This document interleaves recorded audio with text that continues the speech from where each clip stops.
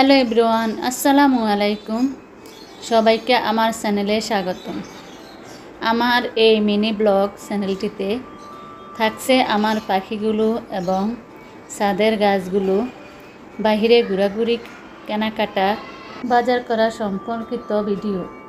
আর আমার চ্যানেলের সবচেয়ে আকর্ষণীয় বিষয় হচ্ছে আমি আমার ভিডিওগুলা ফানি ভয়েস ও আঞ্চলিক ভাষা দিয়ে ছাড়ব।